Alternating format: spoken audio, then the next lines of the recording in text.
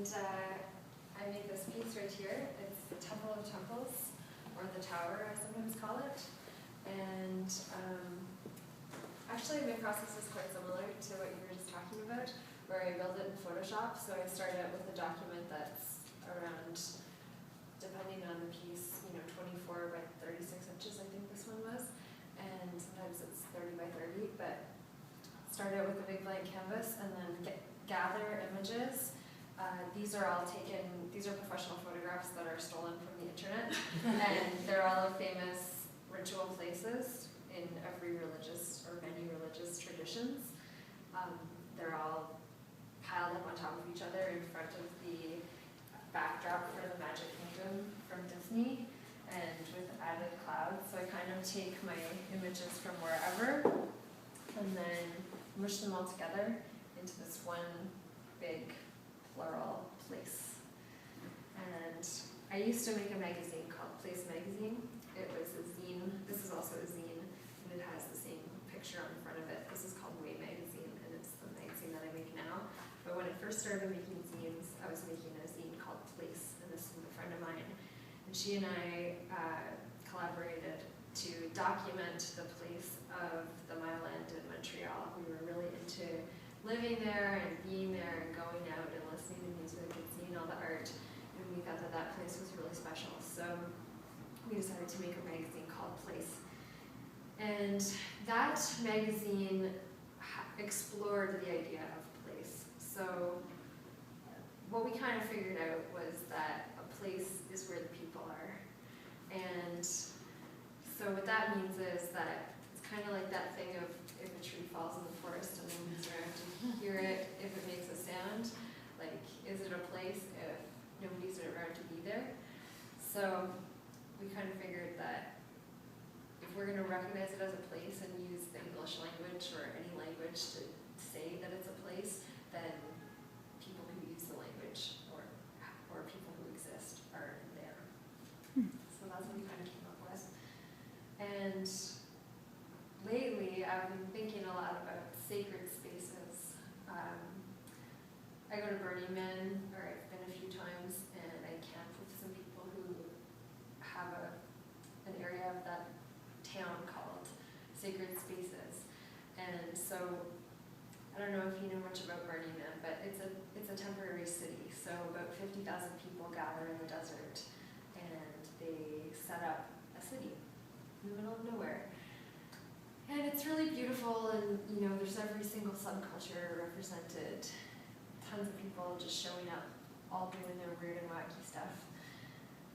So the group of people that I was camping with there in Sacred Spaces are all yoga people, healers, and people who are into spiritual stuff. So you can take workshops or do yoga or meditate or get healing or give healing. And so that, for me, that place is really a temple. It's a temporary space that is devoted to a particular idea. In the same way that the Mile End, in a way, is devoted to a particular idea, or like New York City is this idea.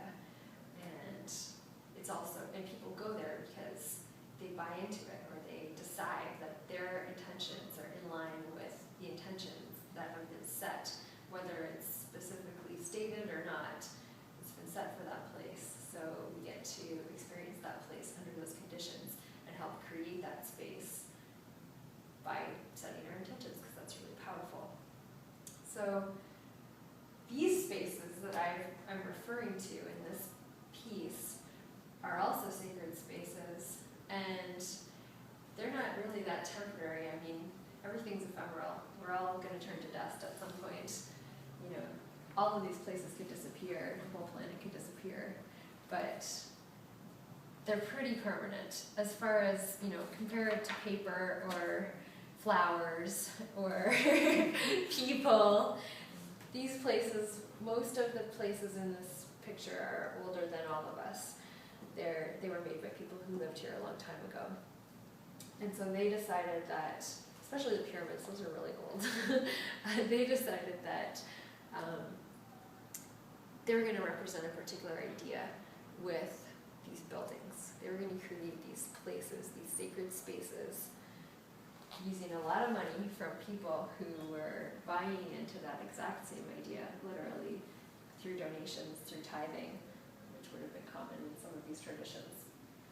And they're going to make a giant place about it. And now other people can go to those places and worship if they choose to, or visit as a curiosity. And yeah, I just kind of wanted to, with this piece, show, like, build the ultimate sacred space where I'm imagining that this kind of plurality is possible, where we can all just kind of come together, setting our intention that being spiritual is a really beautiful practice, and mixing up the traditions is kind of a fun practice. And we're all here in the same spot anyway. There's only one earth, you know, as far as I know. I'm familiar with this one. It's possible that there are others. Depending on which one of these buildings you walked into, you might get a whole different take on that also, of how many worlds are actually here right now. But, you know, we're all, from my perspective, we're all here and we're all one. And we are all in the very same exact place. So I'm mixing them up in a blender together. And the same thing happens in this magazine, where I take resources from lots of different religions and mush them all into this one magazine. So it'll be an ancient Gnostic text, and then there'll be Hebrew text and Sanskrit text, and they all kind of come together and coexist at the same time. So, yeah. My process has a lot to do with gathering information from a lot of different sources, and then presenting it all at the same time. So, very cool. Yeah. Great. Thank you.